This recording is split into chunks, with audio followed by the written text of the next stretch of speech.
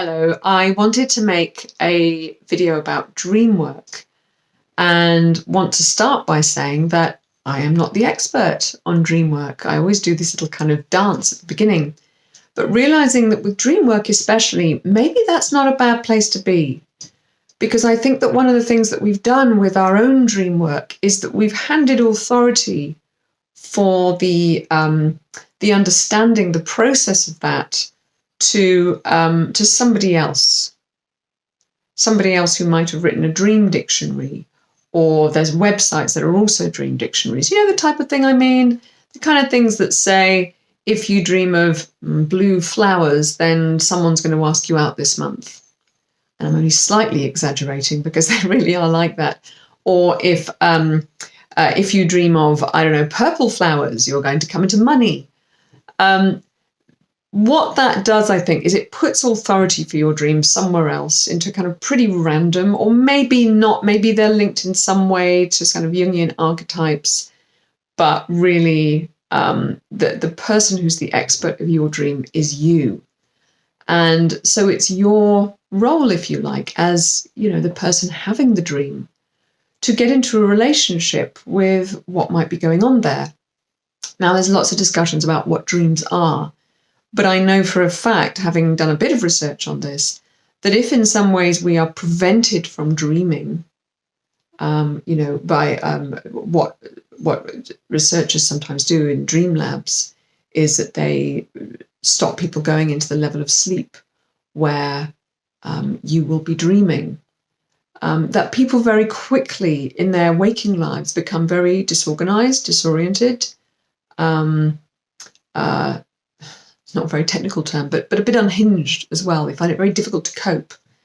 So it seems to be that dreams have a really important role to play in our lives. So how do we actually deal with them when they come up? How do we actually start to unearth them? Because they are, as Freud said, the royal road to the unconscious. And trust me, when I'm talking about the relationship between the conscious and the unconscious, you might have seen that picture, that diagram of the conscious being the tip of the iceberg and the unconscious being under.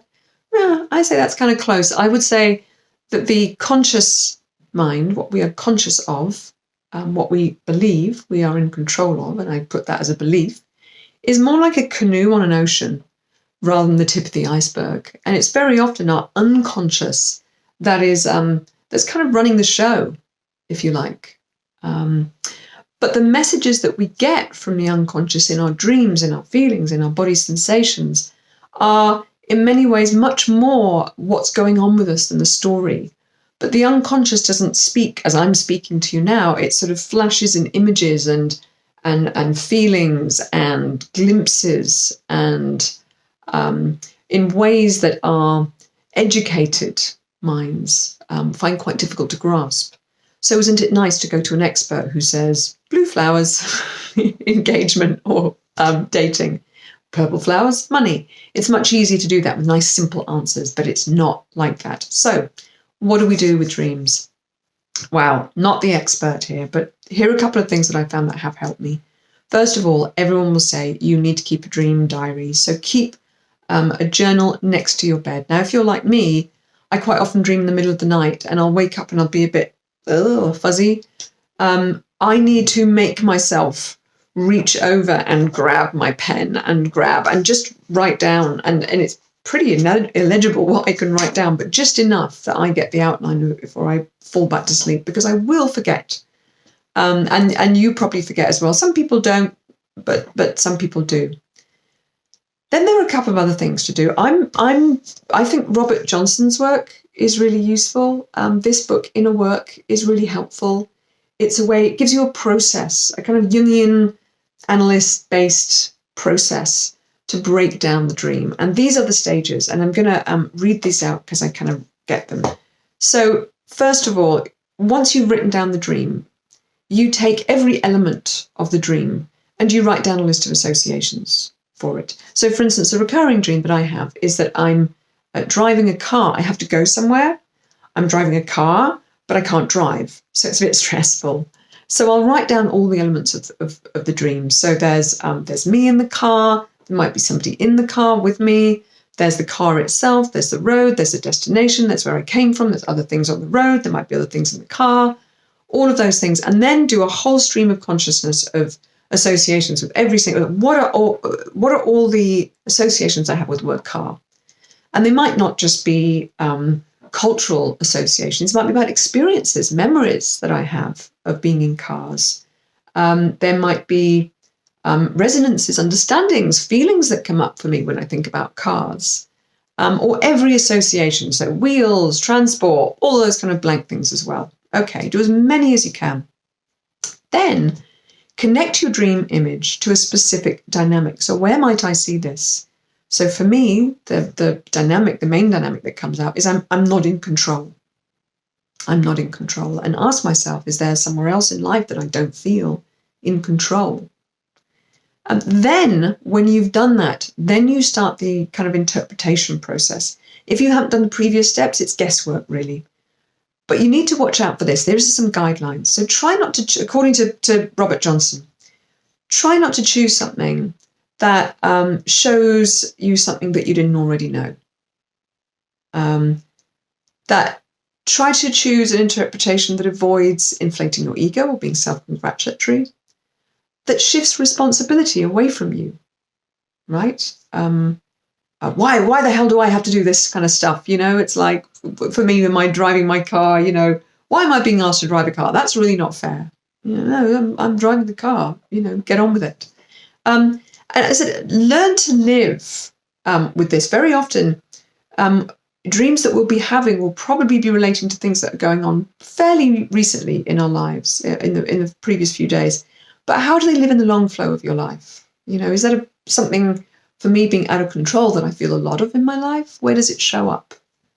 And finally, Johnson suggests that we create a ritual to transplant the awareness, the new awareness that we have about the dream back into the unconscious, if you like.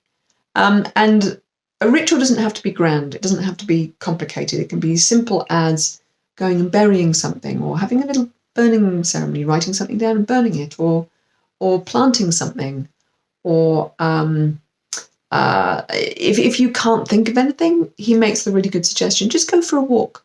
Just go for a walk to honour your dream. You know, open yourself with this walk, I honour the dream. It's as simple as that. There are a couple of other techniques I think are really useful. There's the Gestalt approach. So remember me in my car? So I'm not just me in the car. I am every element of the dream. So I'm the person that I need to get to hospital or whatever it might be. I'm the car. I'm the road. And then I take myself into the kind of empathetic experiment of what does the car know about this dream? What does the person next to me know about this dream? And that releases a lot more information for me as well. You know, if I'm the car, I might be saying, you know, I have everything here. Like, I'm ready and I know how to drive and I want to help you. So come on, let's upskill it a little bit. That's for an example. So the final thing I want to say about dreams, and again, it's a huge area. Tokopar Turner is also good. You'll find Jungian analysis everywhere, but, you know, if you want to go more deeply into this. The final thing that I find very useful it comes from what we call nightmares. Often in nightmares, something is against us. Not always, but there might be an entity or a force or a person or a situation that is against us. I remember having a dream a couple of years ago about sort of 3 faceless figures who were just pushing against me and not allowing me to proceed.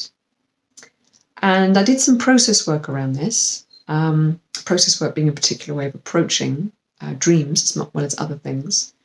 And the idea was that I actually, there is some energy in whatever is against you. There's some energy in there that you might need. So I asked of my dream, I said, okay, so these figures against me, I asked them, what is the energy that you have that I need? And the answer came back, we need you to be a bit more relentless, push more, you know, don't take no for an answer, just roar, be there, demand. And that's a hard thing for me to be sometimes. It's a hard thing for me to do. So no wonder I'd created these figures as kind of nightmarish figures when actually they were an important message to myself from myself. And that's how I'd like you to think about dreams as well. They are important messages from ourselves, from our unconscious to our conscious self, and worth spending time with. I hope you found this useful, and I'll be back again with another practice soon. Take care.